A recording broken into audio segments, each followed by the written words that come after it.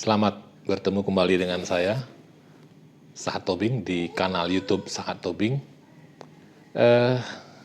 Saat ini saya akan mempresentasikan sebuah bahan renungan yang akan dapat digunakan pada tanggal 26 Januari tahun 2022 yang diangkat dari Injil Lukas pasal 4 ayat 14 sampai 21. Dan saya memberikan sebuah tema Yesus yang membebaskan dan memerdekakan setiap orang. Kalau Bapak, Ibu, Saudara-saudara sudah membaca perikop tadi, yaitu Injil Lukas pasal 4 ayat 14 sampai 21, maka sangat jelas terlihat Yesus Kristus ingin menegaskan kembali bahwa misinya di dunia ini adalah untuk membebaskan, untuk memerdekakan manusia. Ya, penegasan ini kan menjadi sebuah lanjutan dari pasal sebelumnya pada saat Yesus dibaptis oleh Yohanes Pembaptis. Kalau saya boleh baca, ketika Yesus dibaptiskan oleh Yohanes Pembaptis dalam Injil Lukas pasal 3 ayat 22, dan turunlah Roh Kudus dalam rupa burung merpati ke atasnya, dan terdengarlah suara dari langit, Engkaulah anakku yang kukasihi, kepadamulah aku berkenan.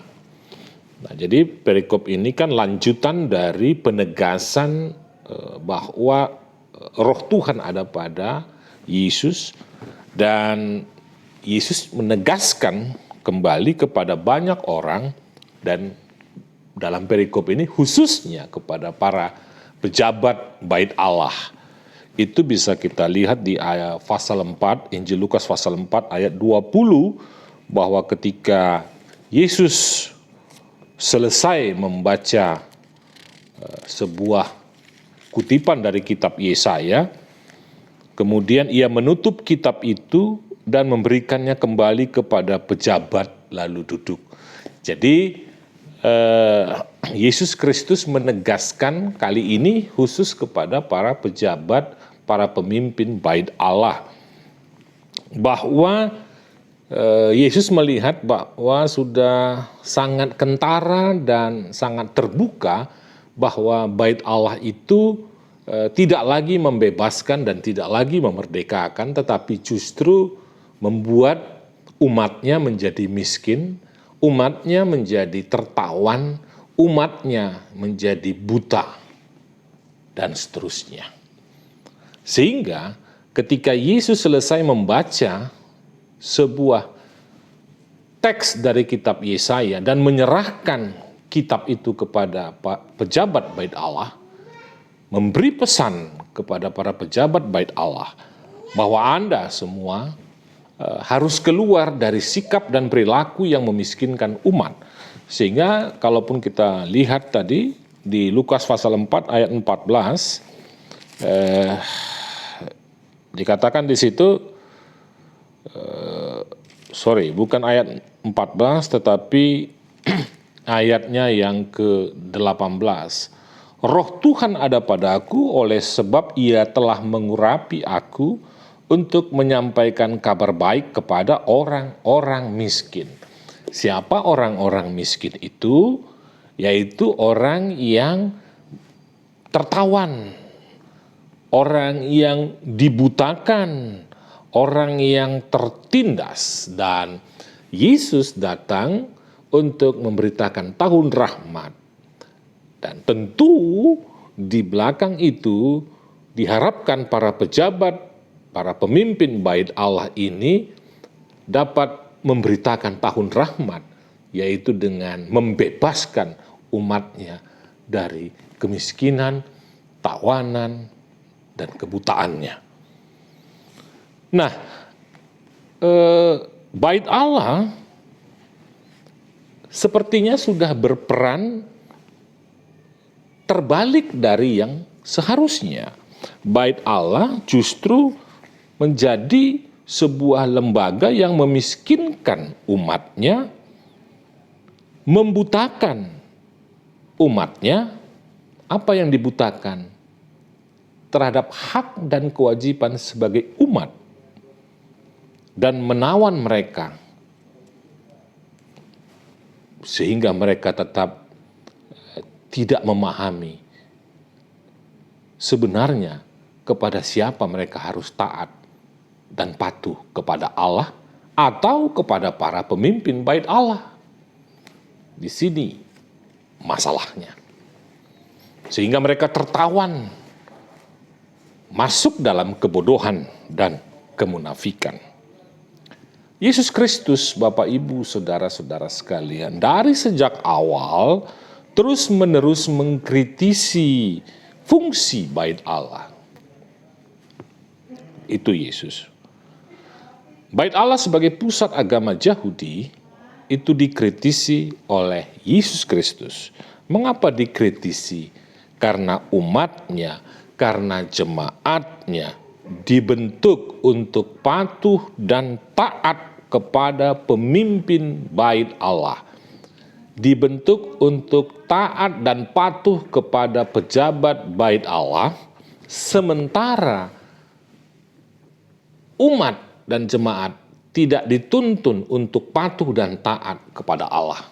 Ini dua hal yang berbeda, karena patuh dan taat kepada pemimpin bait Allah, patuh dan taat kepada pejabat bait Allah, itu bukan berarti patuh dan taat kepada Allah. Itu tidak paralel seperti itu.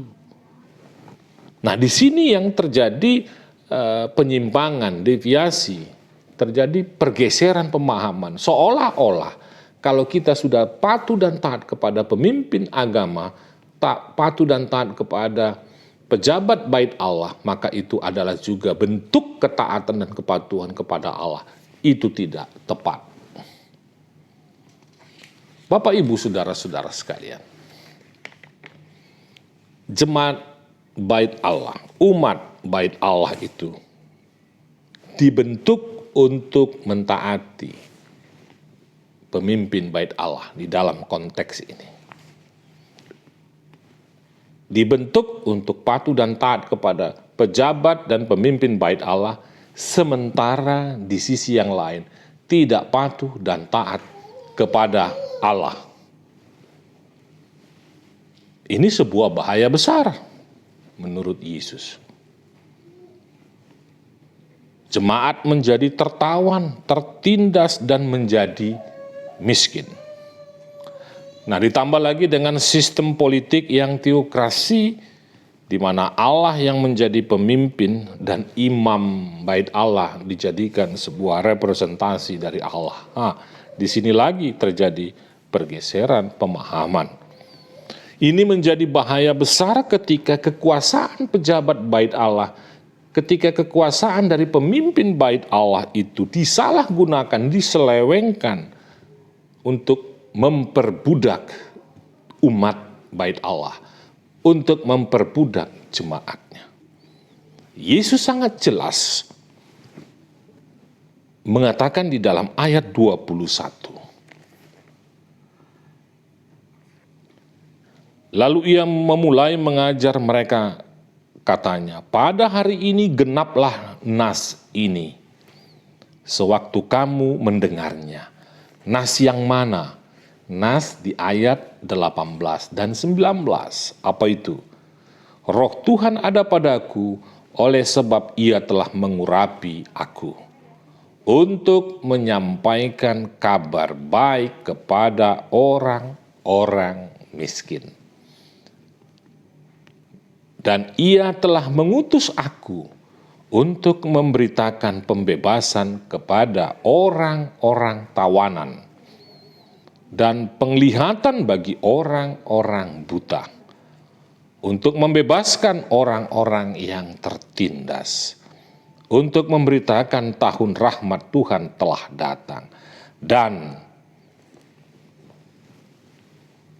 genaplah hari ini ketika Yesus berbicara di bait Allah.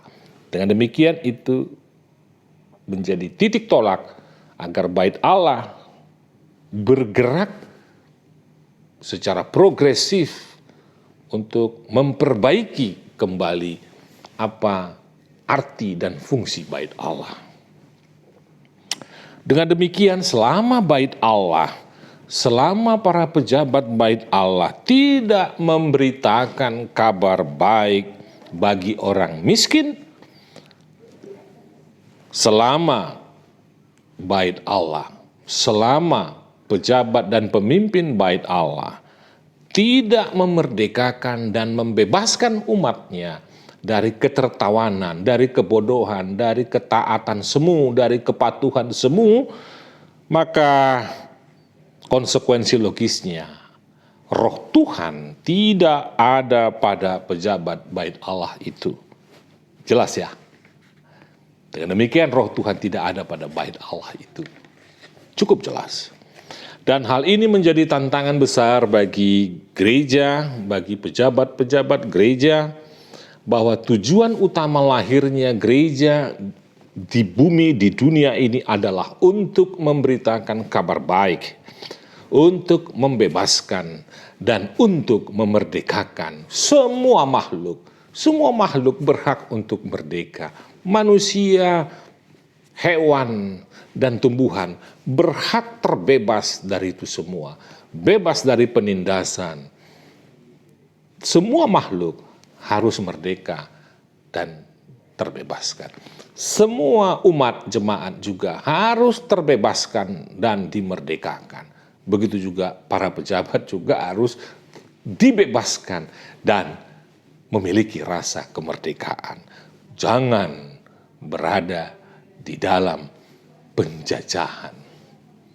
Memberitakan kabar baik yang direlevankan dengan saat ini bukan khotbah tok, bukan retorik, bukan banyaknya kegiatan-kegiatan, perkumpulan-perkumpulan, bukan.